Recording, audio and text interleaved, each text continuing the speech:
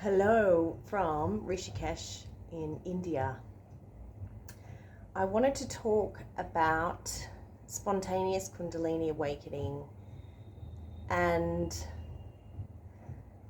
I suppose the understanding that I'm receiving by being here in Rishikesh and learning the facts about Kundalini. And if you're anything like me and you had awakening without really knowing what's happening, I highly recommend this book, Kundalini Tantra. I know it's backwards to you, but it's by Swami Sitchinanda Saraswati. And it's phenomenal in understanding the processes and the pathway after awakening, and even before. If Kundalini's come into your life, whether it is just a desire or a thirst for knowledge in the direction of finding out about this life force energy, or you've had an awakening, it's because it's calling you in. And what I have realized is it can be a remembering from previous lifetimes, that you can, at a point in your life, get called to action to have the remembering and start to really embody what life really means, what it means to be on this earth, what it means to be in this body, what it means to be in this incarnation. And spontaneous awakening can send you into a bit of turmoil, because without the correct guidance, you will go through the process of losing your mind, and it can bring up a lot of fear. If you're not from the East, where people understand what's occurring, it can put you in a really difficult situation as your entire known reality breaks down. And it's best, if you've had spontaneous awakening or you've got this call, to seek out somebody who's really experienced with and knowledgeable with the processes of Kundalini, because it is very, very different for everyone that they go through. And I can only speak from my personal experience, and there is a lot of doubt along the way. So usually after the spontaneous awakening, you can enter what's known as the bliss phase, that's what I've called it. And this bliss phase can last from hours, days, weeks, months, years, depending on who you are. And mine lasted about 4 months, where it was complete, unadulterated access to divine intelligence of any kind, connection and clear insight just flooding through your consciousness, through your awareness, through into your physical being, basically. And it can feel like you've kind of reached a destination, but you realize that Kundalini is the beginning of the real journey and not actually the destination. And when it awakens, it puts you into, it calls you to action, to, like I said before, remember who you really are and what you're really doing here. But it can be difficult because relationships break down, likes and dislikes change. After the bliss phase, you will get, and this again is just from my experience, put back almost where you started, but with this experiential awareness of oneness and the truth of who you really are and what this world is and what you're doing here. And this isn't about purpose, it's about understanding in the greatest possible awareness of what is actually happening in this physical world, in this realm. And then you get put back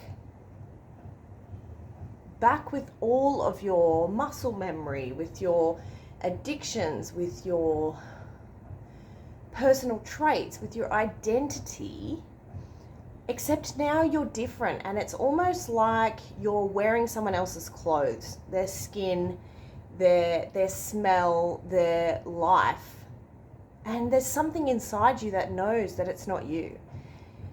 And it can be very difficult because of the heightened sense of awareness and empathetic ability to connect to other people energetically and actually feel what is going on inside them as if it was you. It can be very, very difficult because you don't want to hurt anybody, but you have this innate calling that is leading you somewhere else and leading you to a different life that you have never lived.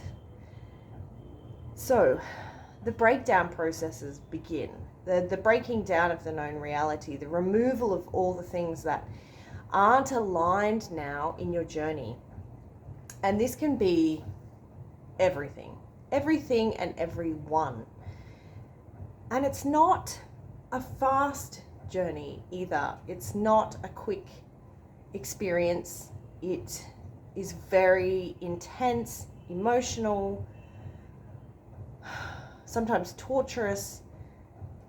But there is something now that lives inside you that is guiding you home.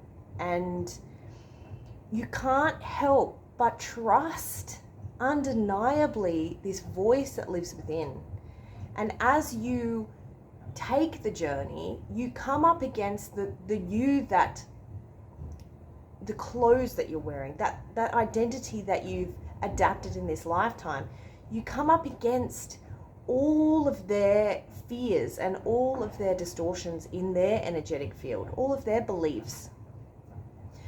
And this can be difficult because it's almost like you're faced with what you think you should do and what your heart's actually telling you to do, what your soul is saying it wants to do, what Kundalini wants to jump out and actually experience. But you've got to keep going.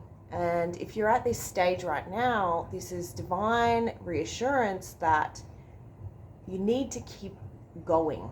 And the best thing you can do is find someone that knows what this experience is like, that understands the processes and the paths that you have to take, the breaking down of reality, the absolute feeling like you're going insane, and the ability to get waylaid.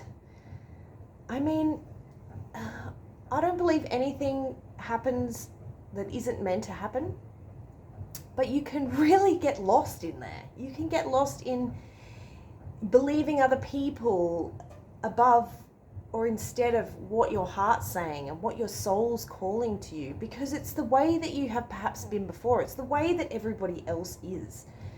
But it's really, really important to be around people who allow you to express and embody what that voice is saying, even if it's for a short amount of time, where you can just remove yourself to allow yourself to experience the truth of who you are, to the extent where you know without a doubt who and what you are now.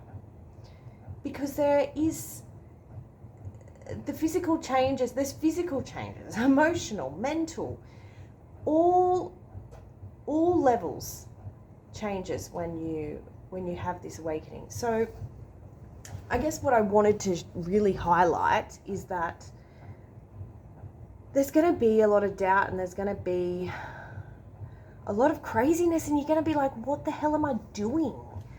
I've stuffed up. I'm doing the wrong thing. People are upset. I'm upset. And you can feel like there's a part of you that doubts what you're doing. But listen to that voice, meditate, go in, do automatic writing, however it works for you, however your guidance comes through. But if you've had awakening, I'm sure you can just hear. I mean, one of the cities that I got, the spiritual gifts, was clairaudience, so I can really hear.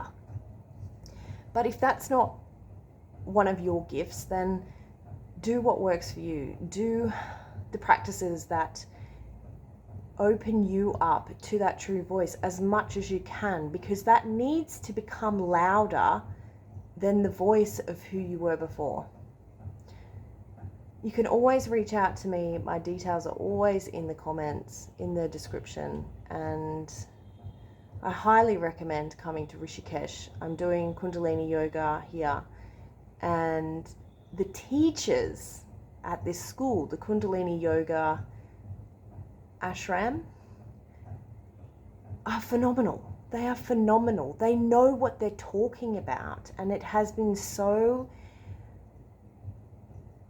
I can't even express how much my soul was guiding me here, but I didn't know it was so powerful for me to actually come. So again, highly recommend, happy to connect, and I hope this helps.